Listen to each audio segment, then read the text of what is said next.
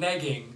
Low-grade insults meant to undermine the self-confidence of a woman so she might be more vulnerable to your advances. Oh, because are you going to claim that she's negging him? No, this whole like he's negging her and then negging she her neggs him back? Yeah, like that's Yeah. like this is like negging the movie. It's a neg fest. I like. Did you see it used in a sentence? Dude, don't neg. It was the example sentence.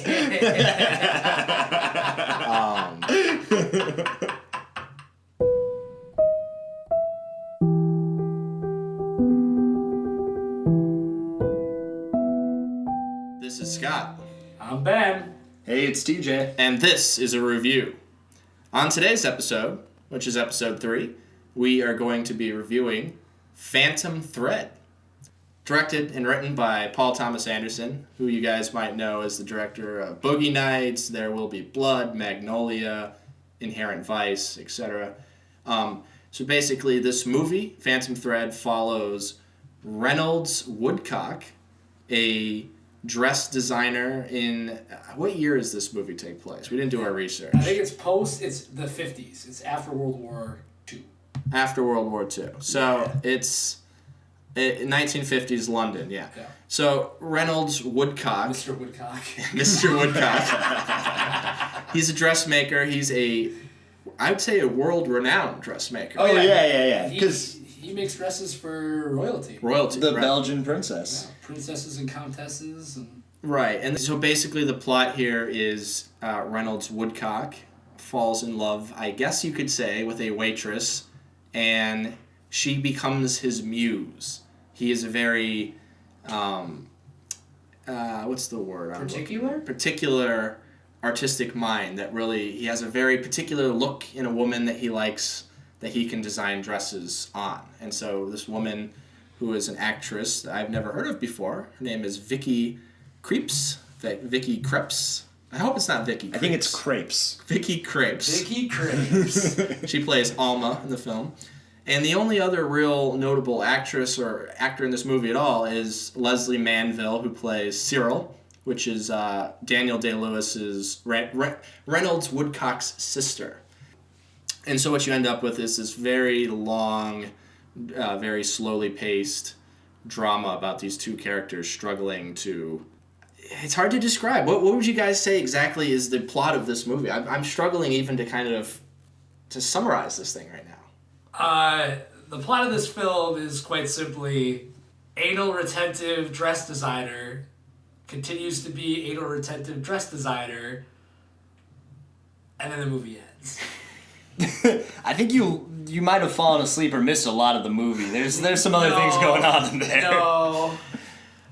Yeah, to speak a little bit to what Ben is talking about, there is a lot of setups in this movie that do not go the way you would expect. In most movies, they would set something up and then you get a payoff. In this movie, the payoff is usually very, very subtle and very nuanced to the point of it seems like nothing is happening. There's long stretches of this film that are just slow, ponderous shots of the environment, and it takes you a long time to really realize what actually is happening in this movie. Yeah, I see Ben boiling over there, but before he erupts, I gotta say, it's a very quiet, patient film. Yeah. Which initially is why it seems kind of like, I can see why people might say it's slow and things like that, because it really tries to pull you in and makes you hold on moments. Doesn't kind of cut a lot in the editing. It's very patient in the way it's crafted. But because of that, I think Ben might not have liked it as much. No. You know, you might think that I'm just the loudmouth simpleton that just because there wasn't explosions and MLG sounds.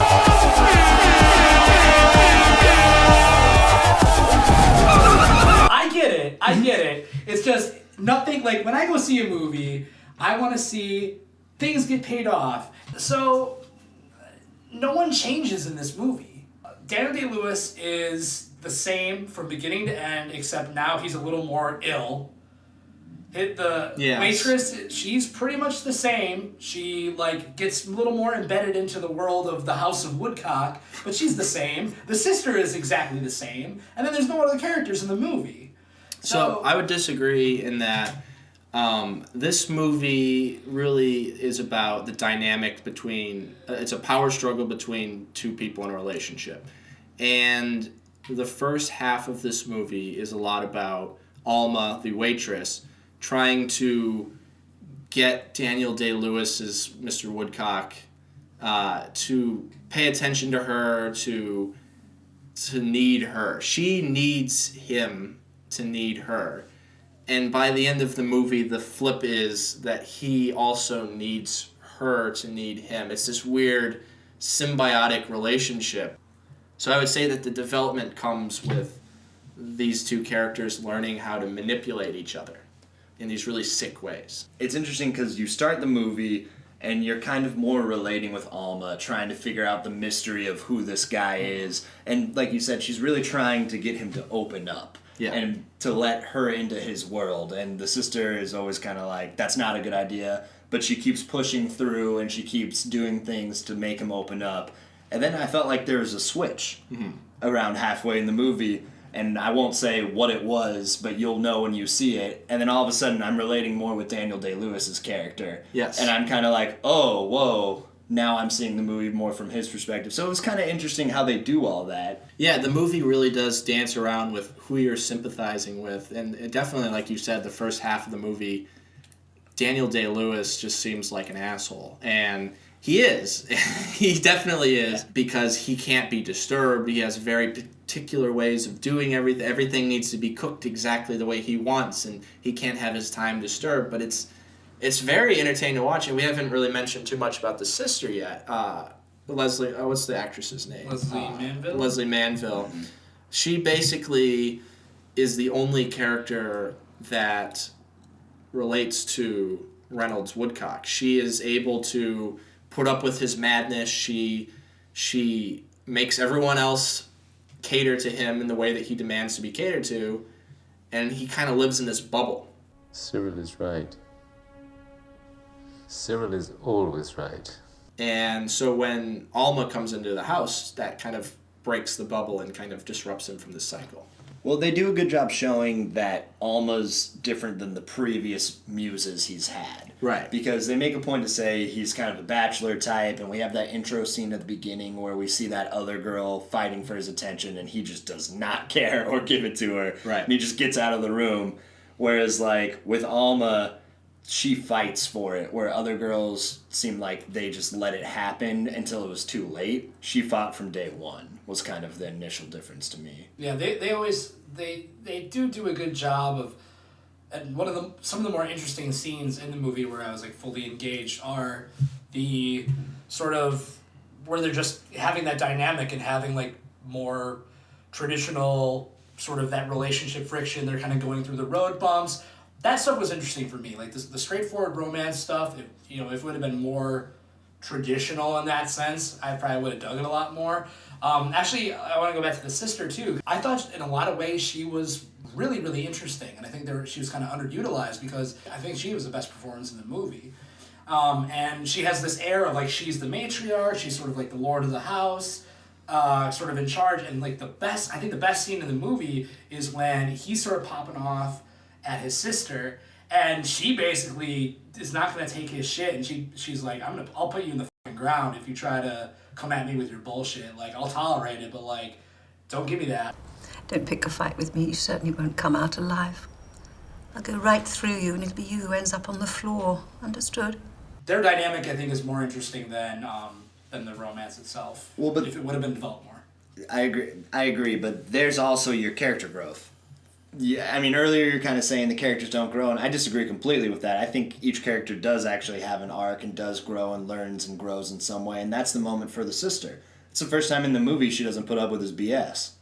Right, and it seems like that is kind of what we've been getting at, is that he has been somebody for so long in his life who's never had somebody to call him on his shit, and now that this woman is here, for the first half of the movie, you get the sense that Leslie Manville's character doesn't like Alma. I'm very fond of her.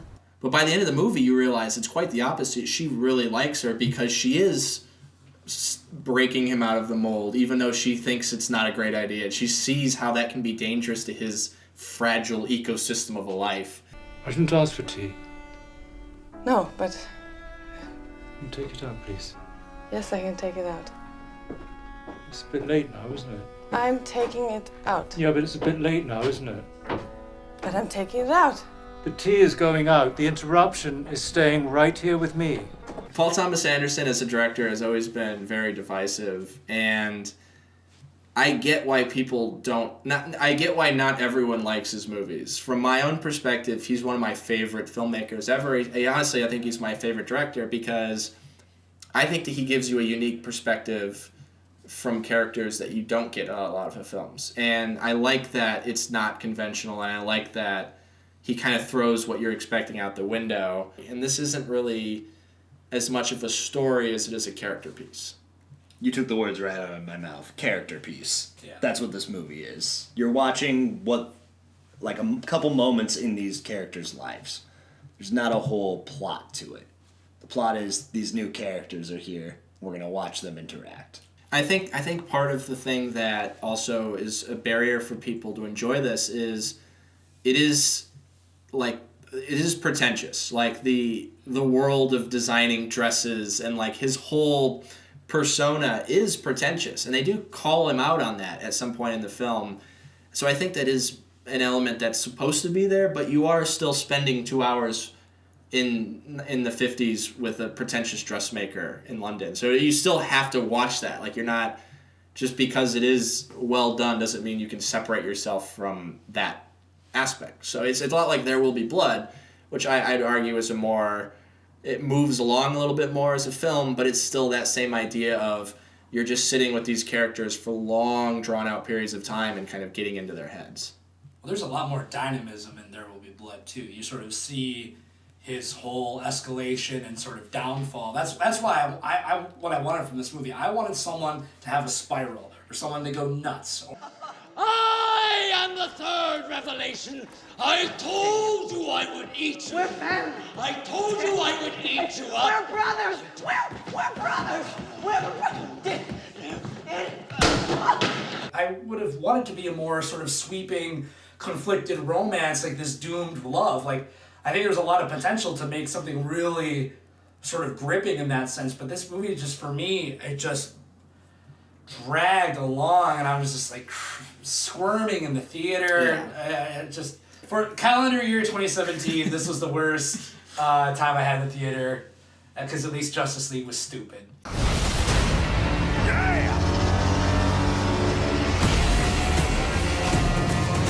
And we've barely touched on the filmmaking in this movie is incredible. The cinematography is absolutely gorgeous. The music is really great. The editing is well done. Like, everything from a technical angle is very, very, very top-notch. It has that classic film grain feel to it. Where it feels like a physical thing that you're watching instead of just a digital. I'm not a huge cinephile guy where I get all like, ooh, film has to be preserved, but you can notice when somebody's really taking their time and doing it right. Well, it's an eloquent movie, like the craftsmanship that PTA put into making the movie is the same I saw Daniel Day-Lewis putting into making his dresses in a lot of way. Yes. How, I assume PTA is just as particular about every little thing. I mean, he practically shot this movie. He did. You know? And I get the idea that this character is very personally close to Paul Thomas Anderson. I get the idea watching this is his bearing of his soul about how he feels about his art and how he creates stuff. I just wish almost it would have been in a movie that was a little bit more upbeat. Most of his movies do have a little bit more style in that way. This is a lot more straightforward. Yeah. It doesn't do anything crazy genre-wise. The ending, I know a lot of people have been talking about. It fits in with the rest of the movie, but it is an odd... You will definitely be expecting it to go in one way, and then it kind of goes in the other way, which I kind of liked, but it also kind of left me a little confused until later we kind of worked our way through it. But it's definitely a movie you will walk out of and be tilting your head with confusion, I think. What did you guys feel about tonally? For me, this movie was a tonal mess. Like, there's some stuff in it where, I don't know if it was supposed to be funny, like him getting triggered by asparagus and having a full-blown temper tantrum. I get it's part of his character, but it's it's so menial I don't know. There's a lot of stuff in this movie that was super out there, and I didn't know if it was supposed to be funny or. I think it was. Yeah, it was intentionally funny to me because it's like a character quirk, and it's helping us to understand like how he feels and how annoying this must be for her, because we're definitely more relating to her who just went through all the trouble of making this asparagus. Maybe you have no taste. Maybe I like my own taste. Yes, just enough to get you into trouble. Perhaps I'm looking for trouble. Stop. It worked for me tonally, but I could totally see why you would say that. So, I mean, valid. So for final thoughts, TJ, what do you think of Phantom Thread? You know, I liked it. It's not the type of movie I normally seek out, but I enjoyed it. I think there's some really interesting commentary about what it is to be an artist and what that does to the people around you. And I like that commentary. I almost would have rather seen a little bit more of that to an extent. But I like how it was subtle, so it was good. All right, Ben. Final thoughts. Not my cup of tea. I said this earlier, aside from some really nice cinematography and occasionally there's some just flourishes, I think overall not very interestingly shot. There's some really cool stuff intermittently and some good acting, interesting music. Not my cup of tea. Way too long. It could have gone in so many ways and really revved things up and gone, where I would have been along for the ride, but it really for me, it just kind of sort of limps to the end, and, for me, it just tested my patience a lot. Maybe I'm smut, I don't know, but yeah. No, that's totally fair. And for me, like I said, I also really enjoyed this movie. It does definitely drag. It's not the most quickly paced movie ever, but I liked that. I thought that it moved along at appropriate speed. It definitely is a cautionary tale for anyone that's thinking about dating a very, very, an artist that's to that degree of, wrapped up in their work. It make you think twice about that. And I don't know if I can recommend this movie for everybody, but it wasn't a movie I even actually was interested in watching myself, other than I like the director, and it's an award movie that is in the discussions right now, and I was very pleasantly surprised. I give Phantom Thread a solid 9 buttery asparagus out of 10. TJ.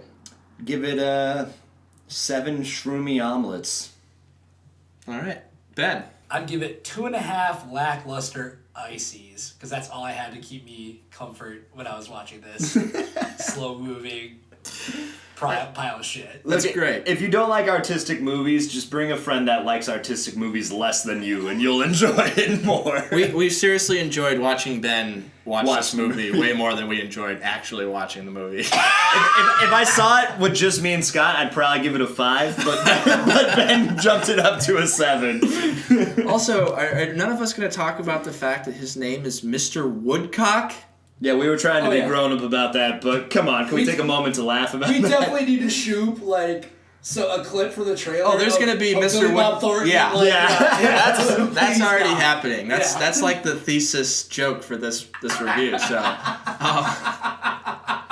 Daniel Day Thornton, Billy Bob Lewis.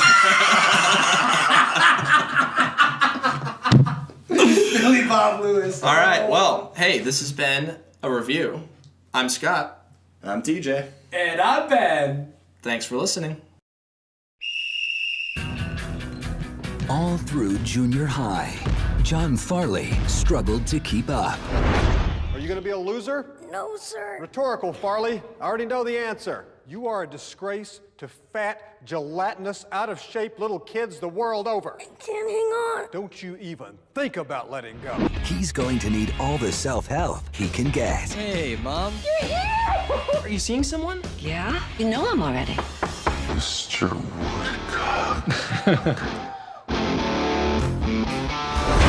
Well, it looks like I'm going to be your new dad. He's hooking up with your mom? This isn't happening. You must like getting spanked, Farley. I guess it runs in the family. I'm gonna get inside his wheelhouse and spin him like a top. Are you okay? Rhetorical question, Woodcock. Mr. Woodcock.